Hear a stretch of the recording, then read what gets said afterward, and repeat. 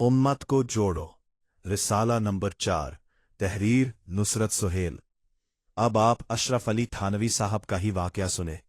एक दिन उनका एक शागिर्द उनके पास आया और कहने लगा कि हजरत, क्या आपको पता है कि वो मर गया? तो थानवी साहब ने कहा कि कौन मर गया? तो शागिर्द कहने लगा, अहमद रजा खान बिरेलवी मर गया। तो थानवी साहब ने कहा कि ऐसे क्यों बात कर रहा है? तो उनके बारे में तो शागिर्द कहने लगा कि सारी उम्र तो वो हमें काफिर काफिर कहता रहा हमें, और अब मर गया। तो थानवी साहब का जुमला जरा सुने गौर से कि शऊर कैसी आवाज निकालता है। तो उन्होंने कहा, पता है कि जिस नीयत से वो हमें काफिर कहते थे, वो नीयत नबी करीम सल्लल्लाहु अलैहि वसल्लम का प्यार था। अपने नबी की वालिहाना मोहब्बत थी वो।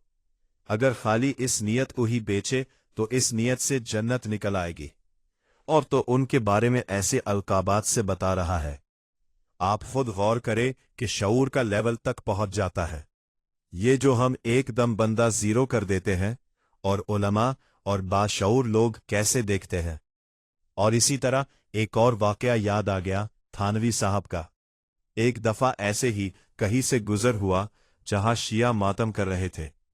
और आपको तो पता है कि बरेलवी क्या शियों के खिलाफ होंगे, जो देवबंदी है शियों के खिलाफ है। तो उन्होंने कहा कि भैया ये क्या कर रहे हो?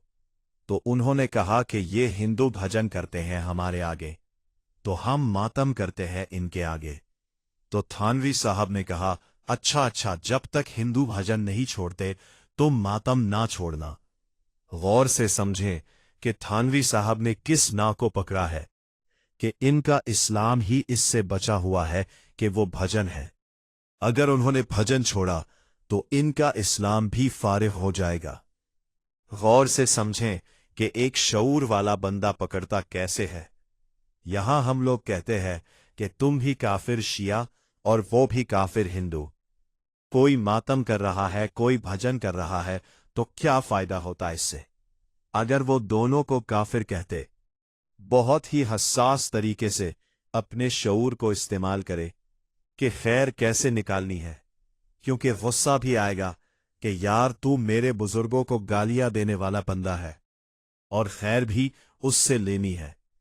आपने जब ये शऊर अगर आ गया, आप में तो दुनिया की कोई ताकत आपको कभी हरा नहीं सकती। हर वक्त हर बंदा आपको इल्म दे रहा होगा। अगर आपने ये मैटर तोड़ दिया तो फिर कोई एक ही बंदा आपको ऐसा मिलेगा, वो बहुत ढूंढ कर मिलेगा, और वो भी बस आपकी पगड़ी वाला ही होगा। खैर ख्वाह उम्मत नुसरत सहल।